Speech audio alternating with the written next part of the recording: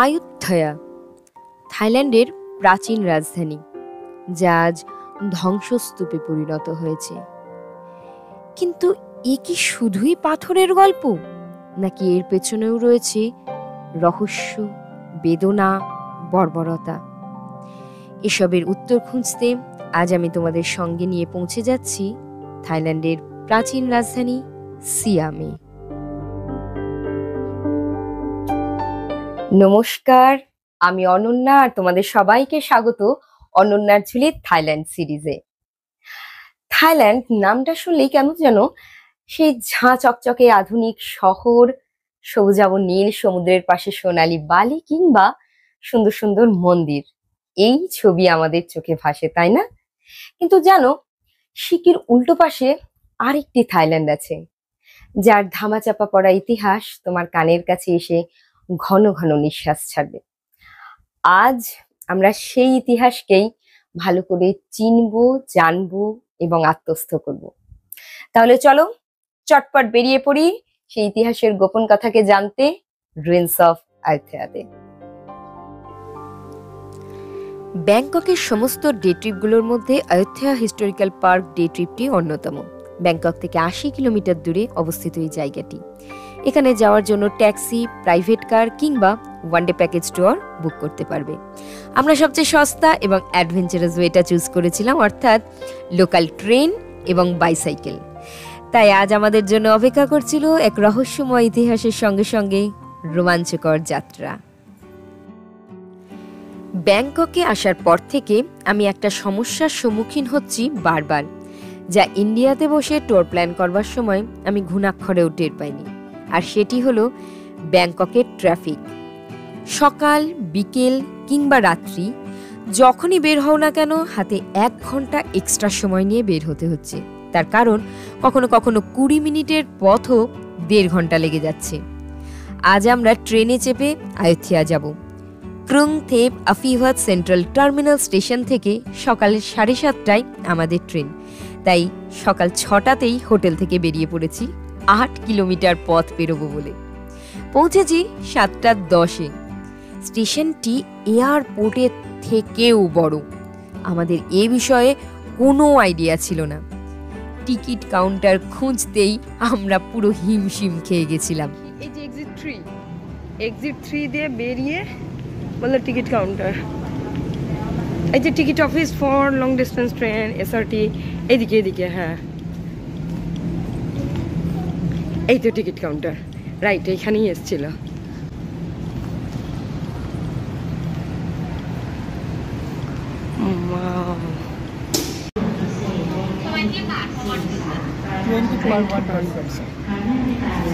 And 11 years old child also. Yeah, sure. Yeah. জনপ্রতি 20 বাহাতের ticket কেটে আমরা চললাম নির্ধারিত প্ল্যাটফর্মের দিকে। স্টেশনটি 3 তলা এবং প্রতিটি তলাতেই প্ল্যাটফর্ম রয়েছে। এটি একটি ইন্টারন্যাশনাল রেলওয়ে স্টেশন। এখান থেকে মালয়েশিয়া ও সিঙ্গাপুরগামী ট্রেন চলাচল করে। আমাদের প্ল্যাটফর্ম দোতলায়, আমরা তাই ডিরেকশনস দেখে দেখে সেখানে গিয়ে পৌঁছলাম এবং নির্ধারিত সিটে বসলাম।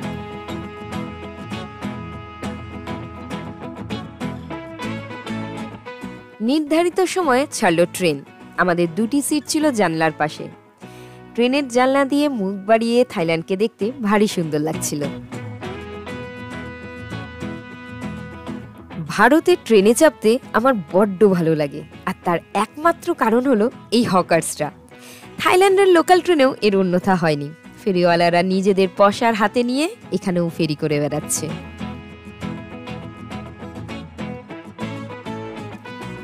যথাসময়ে টিকিট চেকার এসে টিকিট চেক করলেন। উনার একটা জেস্চার আমাদের ভীষণ মনে ধরেছিল, আর সেটা হলো ওই দেখো, উনি পাঞ্চিং মেশিন পাঞ্চ করে করে টিকিটের মধ্যে কি সুন্দর কারুকার্য করে দিচ্ছেন। কারোরটাতে টেডি বেয়ার, কারোরটাতে হার্ট। কি সুইট না?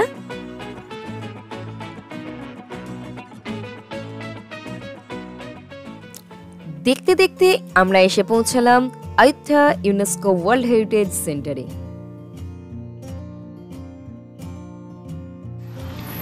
বন্ধুরা, এসে গেছি আমি আয়ুথয়া। এখানে জাস্ট স্টেশনের অপোজিটে নাকি রয়েছে ফেরি, তো ওখান থেকে একটা সরু রাস্তা আছে। দেখি, আমাদের প্ল্যান আছে আমরা ফেরি করে ওই পারে যাব এবং ওইখানে গিয়ে বাইসাইকেল রেন্ট করব, তারপর রুইন্স অফ আয়োধ্যা ঘুরে দেখব। আয়োধ্যা স্টেশনটা অত্যন্ত সুন্দর একটা স্টেশন, তো যেহেতু ওয়ার্ল্ড হেরিটেজ সাইট এটা, তো মেবি সেই জন্য এই স্টেশনটাকে এত সুন্দর করে সাজিয়েছে। এবং তবে বলছে নাকি মঙ্কদের জন্য একটু স্পেশালি ডিজাইনড। তো আমার তো খুবই ভালো লাগছে। দেখো তোমরা এই বসার জায়গা টায়গাগুলো দেখছো কি সুন্দর না, এবং বেশ একটা কামনেস আছে চারিদিকে। এই দেখো পেছন দিকটাতে কত গাছপালা লাগিয়ে কি সুন্দর করেছে, আমার খুব ভালো লাগছে। আর এটা মেবি এক্সিট, এই এক্সিটের উল্টো দিক দিয়েই রয়েছে ফেরিঘাটের রাস্তা, তারপরে সেখান থেকে যাব ওই পার। তো দেখা যাক আমরা আয়োধ্যা কেমন এক্সপ্লোর করছি, আমার সঙ্গে থেকো। আমরা যতটা পারবো এখানে সব জায়গাগুলো ঘুরে ঘুরে দেখবার চেষ্টা করব। তো সঙ্গে বাবা মা রয়েছে, তো ও সাইকেল চালাবে, দেখা যাক ও কতটা পারে। কখনো এর আগে মানে এরকম রাস্তায় সাইকেল চালায়নি, তো এইবারই প্রথম চালাচ্ছে। এখনও অবধি তো আমাদের এক্সপিরিয়েন্স ভালো। এখানকার একটা দারুণ জিনিস আমি নোটিস করেছি, সেটা হচ্ছে এখানকার স্টাফরা না ভীষণ রেসপন্সিবল, জানো তো। এই যে আমরা ট্রেনে উঠেছি, প্রথমত তো এই যখন নামবো আয়োধ্যা স্টেশনের ঠিক আগে দিয়ে আমাদের টিটি এসে বলে দিয়ে গেল যে সামনে আয়োধ্যা স্টেশন আছে, নেমে যাবেন। তো মানে এত ভালো লাগলো। এবং মানে রেগুলার ট্রেন হলে কী হবে, ওই আমাদের ইন্ডিয়ার ট্রেনের মতন মানে খুব ভিড় এমন নয়, পার্টিকুলার সিট নাম্বার দেওয়া আছে, যাকে যে সিট নাম্বার অ্যালট করা হয়েছে সে সেই সিট নাম্বারেই বসেছে। খুবই সুন্দর ব্যাপারটা, তো আমার তো খুব ভালো লাগছে। প্রতিটা মানুষও বেশ হেল্পফুল, আর এখনও অবধি এক্সপিরিয়েন্স ভালো। তাহলে দেখা যাক নেক্সট কী হচ্ছে।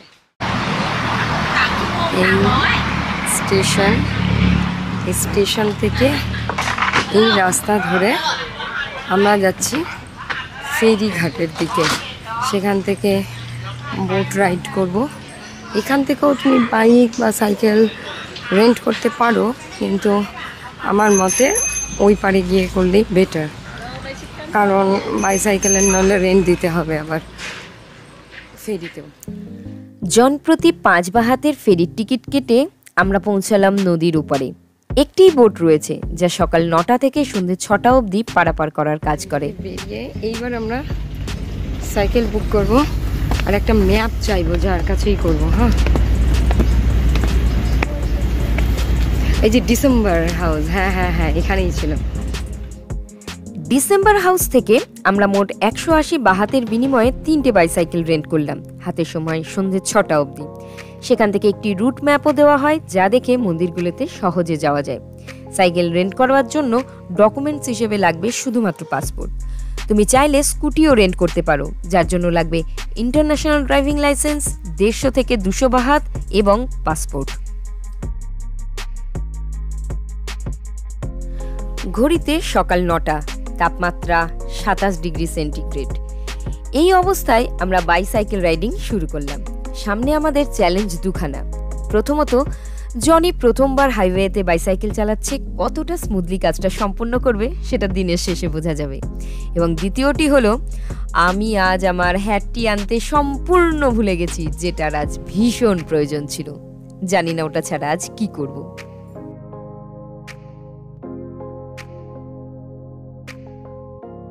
সাইকেল স্ট্যান্ডে আমরা সাইকেল পার্ক করে আমরা ঢুকছি ওয়াট মাহাতাত।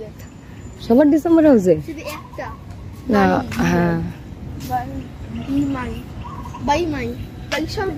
আচ্ছা চলো ডিসেম্বর হাউসটা যে এসেই। ওয়াট মাহাতাত আয়োধ্যা হিস্টোরিক্যাল পার্কের অন্যতম প্রাচীন ও গুরুত্বপূর্ণ মন্দির। এটি রাজা বরম্মরাজা 1 1384 সালে তৈরি করেন। এই মন্দিরের নামের অর্থ মহাধাতুর মন্দির। এখানে রাজপরিবারের অনুষ্ঠান এবং ধর্মীয় কার্যক্রম সম্পন্ন হতো। যেহেতু বুদ্ধের ধ্বজা এখানে সংরক্ষিত ছিল, তাই এটি থাই বৌদ্ধদের কাছে ভীষণ পবিত্র। এই মন্দিরের প্রবেশ টিকিট মূল্য 50 বাহাত পার পার্সন। এই ছবিটা তোমরা নিশ্চয়ই অনেক জায়গাতেই দেখেছো। বলা হয় 1767 সালে যখন বার্মিজরা থাইল্যান্ড আক্রমণ করে, তখন এখানকার বেশিরভাগ বুদ্ধমূর্তি থেকেই মাথা আলাদা করে দেওয়া হয়। তখনই এই মুখবয়বটি গাছের শেকড়ের মধ্যে আটকে যায় এবং সুরক্ষিত থাকে। স্থানীয়দের বিশ্বাস, এখানে এসে মন থেকে কিছু চাইলে তা পূরণ হয়।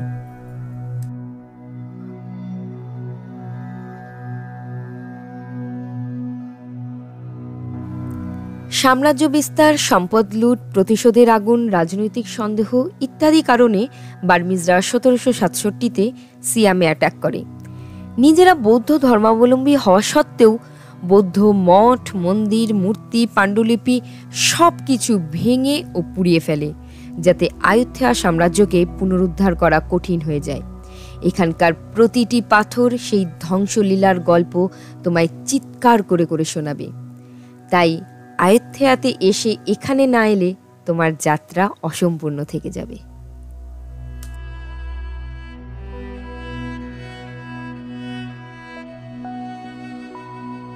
ওয়াট মাহাতার থেকে বেরিয়ে 500 মিটার এগোলেই ওয়াট রাচাবুরানা, যা আয়ুথ্যার আরেকটি গুরুত্বপূর্ণ মন্দির।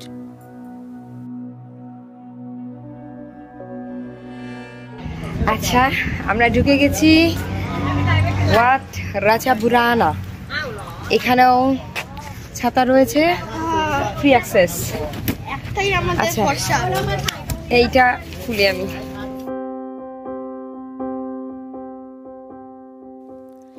রাজা ফ্রা মারা গেলে তার 2 পুত্র রাজা বোরম এবং রাজা থিরাট যুদ্ধে নামেন সিংহাসন দখলের জন্য, এবং হস্তিযুদ্ধে 2 ভাই প্রাণ হারান। তারপরেই এখানে তাদের স্মৃতিতে 2টি চেদি তৈরি করা হয়। এই যে চেদিগুলো দেখতে পাচ্ছ, মাঝের চেদিটি রাজা ফ্রায়ের এবং 2 পাশে 2 পুত্রের। চেদি অর্থাৎ স্তূপা, যা কারোর স্মৃতিতে তৈরি হয়। আর এখানেও সেম অবস্থা বুদ্ধ মূর্তিগুলোর। দেখো কত বুদ্ধ মূর্তি। পাপা, আজকে আমরা কত বুদ্ধ মূর্তি দেখলাম? মিনিমাম 1000 কিছু না কিছুতে দেখতে পেয়েছি বুদ্ধ। সত্যি কত, তার মানে বুদ্ধ মূর্তি ছিল বল? হ্যাঁ, মানে 1500 তো হয়ে যাবে। আরো যতগুলোতে যাব বোধহয় সবগুলোতেই রয়েছে। এই প্রাংটির নিচে একসময় খুঁজে পাওয়া যায় গুপ্তধন, সোনা, মণিমাণিক্য, ব্রোঞ্জের মূর্তি ইত্যাদি। এই গুপ্তধন চুরি হয়ে যায় 1957 সালে। আজও সেই চোরকে ধরা যায়নি, তবে চুরি হয়ে যাওয়া সম্পদ কিছু উদ্ধার করা গেছে, যা আয়ুথ্যা মিউজিয়ামে সংরক্ষিত আছে। আমরা এখানে এসে জুস খাচ্ছি। আমারটা অরেঞ্জ, জনিরটা স্ট্রবেরি, আমারটা লেমন হানি। প্রত্যেকটা 30 বাত করে, আর জল মনে হয় 10 বাত। আমরা নিয়ে নিলাম, না খেলে মানে প্রচন্ড ডিহাইড্রেশন হয়ে যাচ্ছে, খুব রোদ। আমরা অল্প গলা ভিজিয়ে আবার পথ চলতে শুরু করলাম, কিন্তু এইবার রাস্তায় হলো এক বিপত্তি। আমরা হঠাৎ একটা প্রবলেমের মধ্যে পড়েছি, সেটা হচ্ছে জনির যে সাইকেলটা, সেটার চেনটা পড়ে গেছে। আমি আর রঞ্জন অনেক চেষ্টা করলাম, কিন্তু ওটা একদম ভেতরে আটকে গেছে। তাই আমরা আমাদের যে সাইকেল যার কাছ থেকে রেন্ট করেছি, ডিসেম্বর হাউস, সেখানে ফোন করলাম। ওরা অ্যাকচুয়ালি হোয়াটসঅ্যাপ করলাম, ওরা বললো পাঠাচ্ছে, আসছে। আমরা আমাদের লোকেশন সেন্ড করলাম, কোথায় দাঁড়িয়ে আছি দেখো না সাইকেলটার অবস্থা। এটা রঞ্জনেরটা, এইটা জনির সাইকেল। এই দেখো একদম ভেতরে আটকে গেছে, এটা কিছুতেই ওখান থেকে বের হচ্ছে না। তো আমরা এই যে তাই এই লেকের ধারে ওয়েট করছি একটা নতুন সাইকেল নিয়ে। আর এটি হলো ওয়াট ফ্রা রামা। পথ চলতে চলতে এটি দেখে আমরা আবার পরবর্তী মন্দিরের উদ্দেশ্যে রওনা হলাম।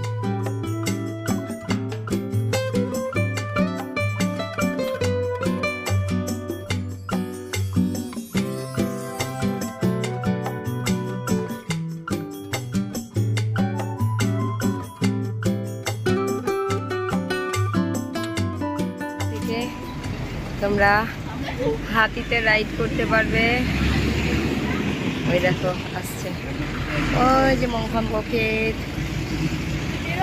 এই যে আমরা চলে এসেছি এলিফ্যান্ট রাইডিং। এলিফ্যান্ট থাইল্যান্ডের একটা মানে সিগনিফিক্যান্ট অ্যানিমাল আর কি। এলিফ্যান্ট যেমন লায়ন হচ্ছে সিঙ্গাপুরে, থাইল্যান্ডের হচ্ছে এলিফ্যান্ট। ড্রাগন যেমন ভুটান, ওই রকম।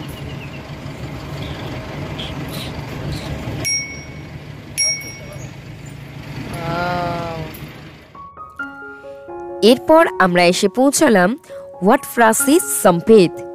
জনপ্রতি 50 বাহাত দিয়ে টিকিট কেটে আমরা ভেতরে ঢুকলাম। এটিই ছিল এনশিয়েন্ট আয়োথিয়ার রয়্যাল প্যালেস। তাই এখানে শুধুমাত্র রাজ পরিবারের সদস্যরাই প্রার্থনা করবার জন্য আসতে পারতেন। সাধারণ মানুষের প্রবেশ এখানে নিষিদ্ধ ছিল। রাজাদের মৃত্যুর পর তাদের স্মৃতিতে এখানে চেদি বানানো হতো এবং তাদের দেহ দাহ করবার পর তাদের চিতাভস্যও এই চেদির নিচে সংরক্ষণ করা হতো।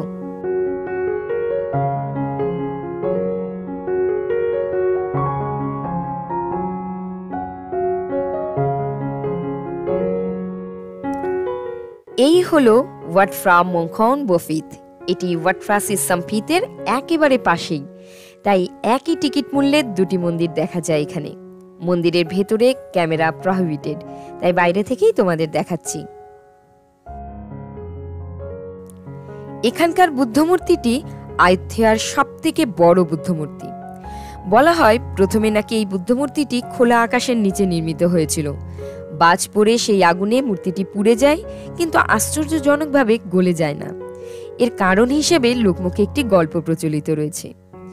এক সন্ন্যাসী নাকি স্বপ্নে দেখেছিলেন যে বুদ্ধ তাকে বলছে, আমি বিপদে আছি, আমাকে রক্ষা করো। তারপর তিনি লোকজন নিয়ে এসে এখানকার আগুন নেভান এবং এই মূর্তিটিকে উদ্ধার করেন। তারপর থেকেই এই মূর্তিটিকে এখানকার লোকজন ভীষণ পবিত্র এবং সৌভাগ্যের প্রতীক হিসেবে মনে করেন এবং প্রতিদিন জল ছিটিয়ে ধূপ দিয়ে এখানে পুজো করেন।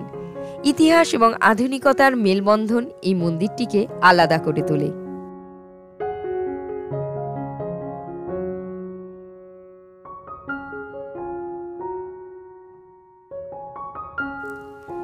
এরপর আমরা গিয়ে পৌঁছলাম ওয়াট লোকায়া সুতারম, অর্থাৎ শায়িত বুদ্ধ বা রিক্লাইনিং বুদ্ধা অফ আয়োধ্যা। কিন্তু এখানে মূর্তির সংস্কার চলায় মন্দিরটি আমরা ঘুরে দেখতে পারলাম না। তাই স্ট্রিট থেকে অল্প খাওয়ার খেয়ে আমরা আবার ফিরে এলাম ডিসেম্বর হাউসে।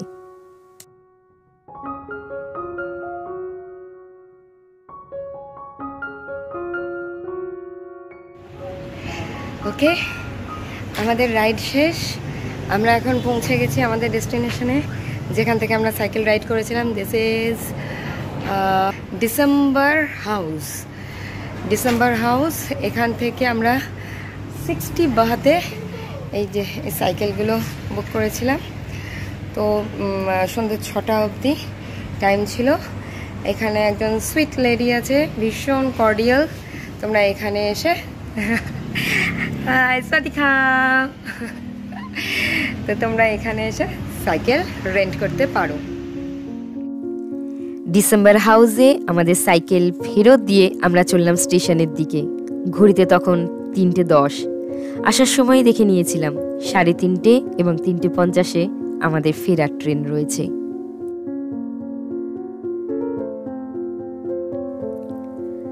আয়োধ্যা আজ নীরব, আর এই নীরবতায় রয়েছে হাজার বছরের কাহিনী। এ শহর শুধুই গল্প শোনায়। একজন বৃদ্ধ বৌদ্ধ ভিক্ষুক একদা বলেছিলেন, আয়োধ্যা ধ্বংস হয়নি, শুধু রূপ বদলে ফেলেছে।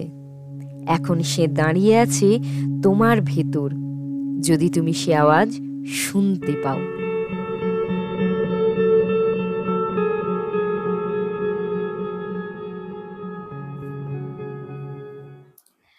ইতিহাস বইয়ের পাতায় কোথায় থাকে? ইতিহাস তো থাকে ধ্বংসস্তূপে, গাছের শেকড়ে, আর চোখ বন্ধ করলে হৃদয়। তাহলে আজকের আমাদের এই ঐতিহাসিক ভ্রমণ তোমাদের কেমন লাগলো আমাকে কমেন্ট করে জানিও। যদি ভালো লাগে তাহলে লাইক করো এবং বন্ধুদের গ্রুপে শেয়ার করে দিও। আর হ্যাঁ, যারা এখনো পর্যন্ত আমার চ্যানেলটিকে সাবস্ক্রাইব করনি তারা প্লিজ সাবস্ক্রাইব করে আমার পাশে থেকো। আর সাবস্ক্রাইব করার সাথে সাথে পাশে বেল আইকনটিকেও প্রেস করে দিও। তাহলে দেখা হচ্ছে পরের পর্বে আবার একটি নতুন গল্পে। ততক্ষণের জন্য tata, take care and stay tuned.